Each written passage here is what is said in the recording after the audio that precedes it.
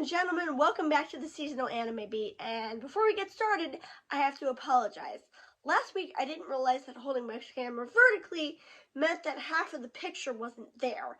So if you see a little picture of me in the screen and the rest of it is black, that is why.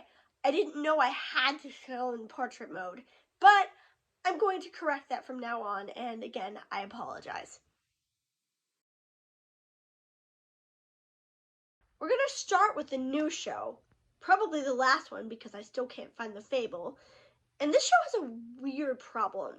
Like, it looks okay visually and the idea is interesting, although we'll get to the flaw with this in a minute. But the show doesn't understand how human beings move.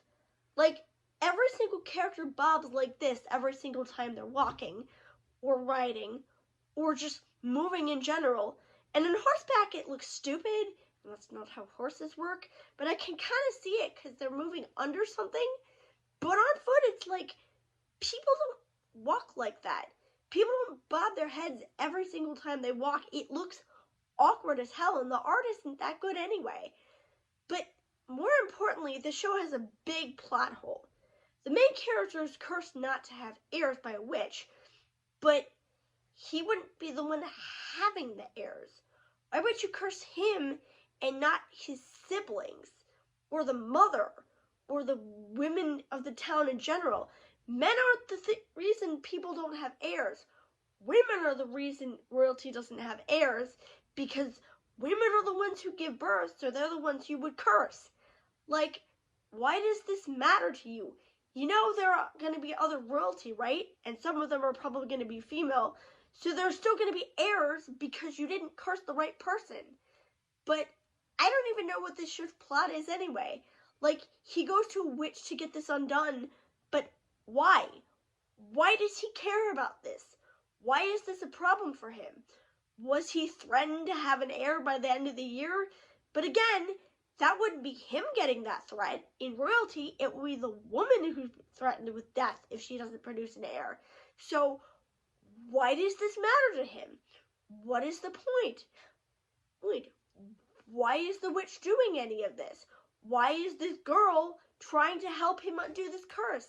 I know we're only episode 1 and it doesn't really matter right now, but already we have plot holes and we're only the first episode in, and that is bad. But Jun Fukuyama is in it, and Kohei Amasaki, and you know my rule about saves, so we're going to last until they show up, and then I quit. So, this season of Black Butler is a little bit different. I'm not going to go too deep into the story because you already know. Boy summons demon, they have adventures, that's pretty much it. Ciel's at a school this season, so most of the cast isn't going to be there. Not gonna lie, that irks me, mostly because a certain character hasn't been in the show since the cruise liner, Yana. What are you doing? Come on, give me something. I miss her. But anyway, Ciel is trying to figure out why a bunch of students are disappearing, and this episode is basically just exposition. We get a lot of terms, we get the character set up. I like Macmillan, he's so cute, but I have a very bad feeling about him, in that I think something bad's going to happen to him, because he's just so perky.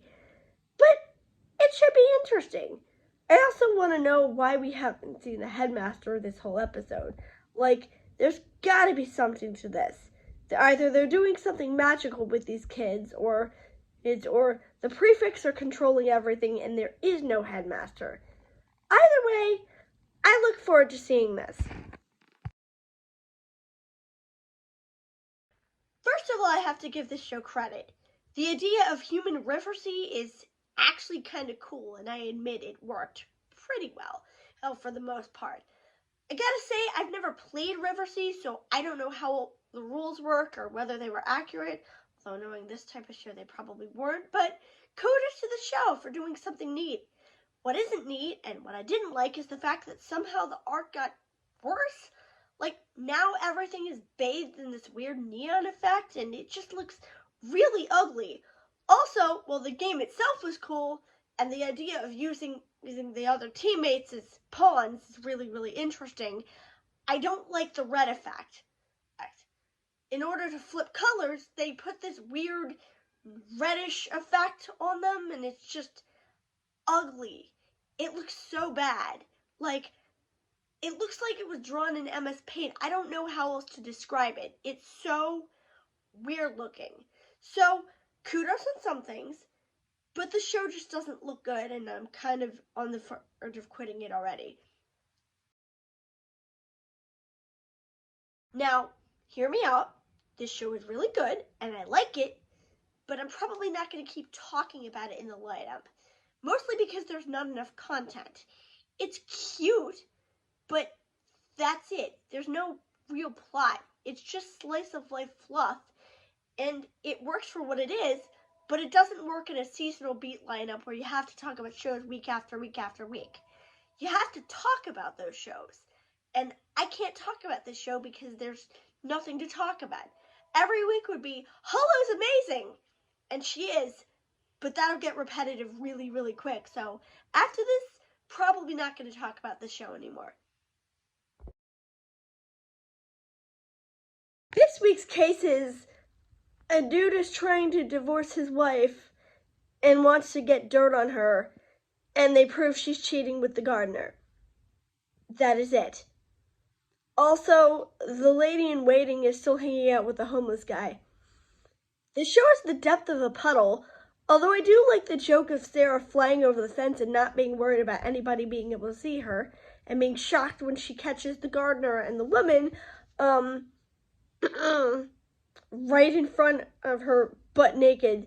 That was pretty funny, but other than that, this show is pretty boring, and I may only give this a few more episodes before I give up.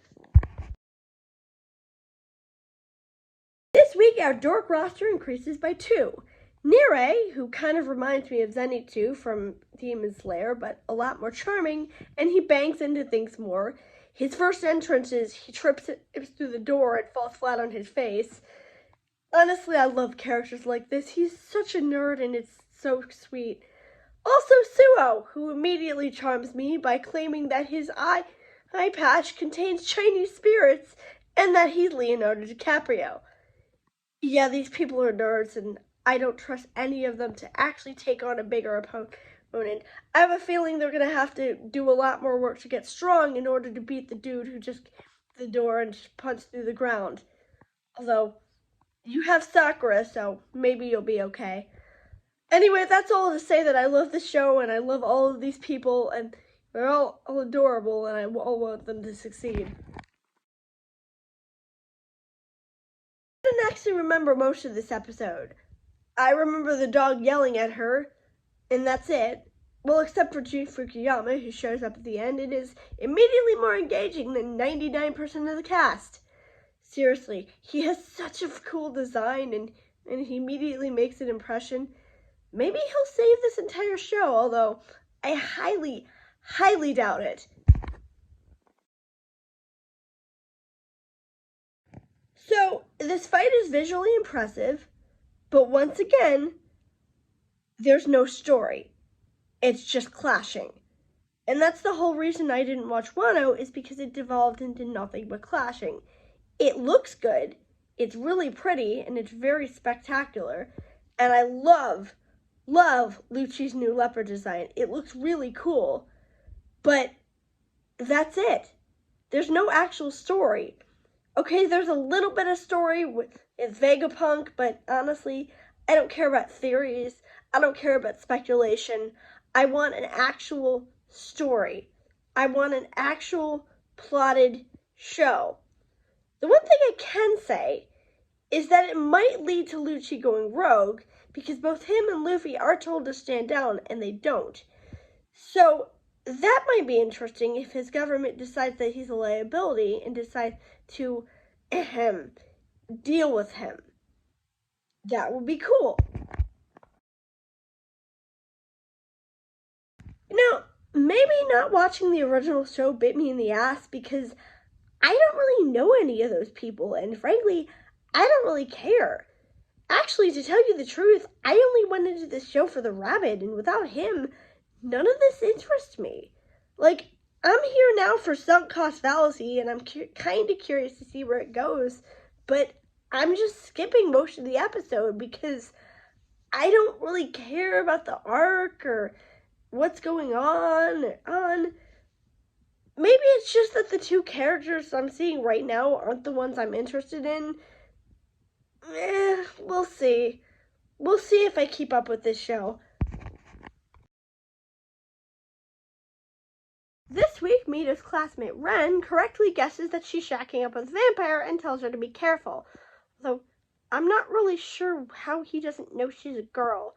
Like, are people in this universe just stupid? Because her disguise isn't very good and she's not really doing anything to hide it except wearing a wig. Speaking of wearing a wig, who wants to guess that Jury is either a vampire, a crossdresser, or both? My money's on the crossdresser because he does say he's hiding something, but we just don't know what. This show has the depth of a kiddie pool, by the way, and I can rightfully guess all the plot points by episode 2. Ooh, I've seen worse, though. Like, at least it's well animated, and the characters are okay.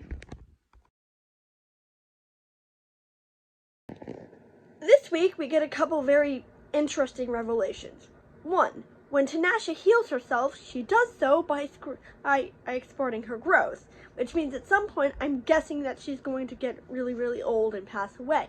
Hey, because she's going to use up her life force. 2, she fought a monster at one point, and that monster is now back for revenge, although what this has to do with the rest of the plot, I do not know. And 3, witchers are so feared that she fears telling people because of the reaction by the rest of the squad. They have names, but I honestly couldn't be bothered to remember what they are.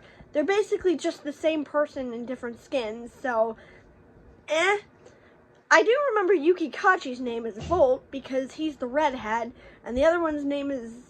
Actually, I don't remember her name either. I remember she's the girl from Shadow House who played the main character, but that's basically it. And they're looking for something to do with the crystal. To tell you the truth, most of the characters in the show are very... not shallow, but I don't know. Oh, we don't know anything about any of them, and none of it has been explained, although we're only on episode 2. But I would like some kind of character development. I would like to know who these people are and what their roles are. Anything? Like, at all?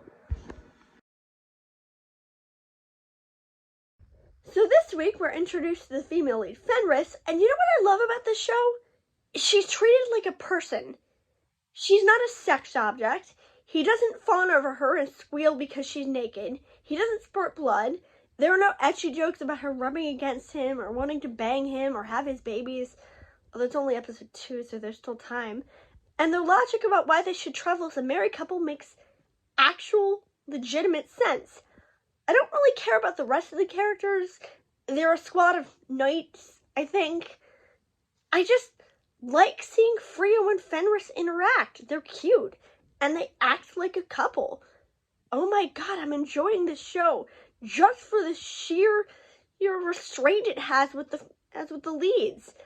Like, I know I'm not saying very much, but this genre is chock full of ecchi, and really, really, really horny, raunchy ecchi. This show is not that. It's refreshing, honestly.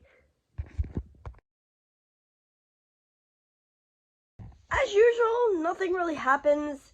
They make snacks. They talk about Machu Picchu being sexual? What? I don't understand that. They affirm there's going to be a battle, and that's basically it. We've had like 3 seasons of nothing happening, and honestly, I'm starting to get really annoyed. I do like watching Kurumi gun down the mages, though. That looks like it'll be fun.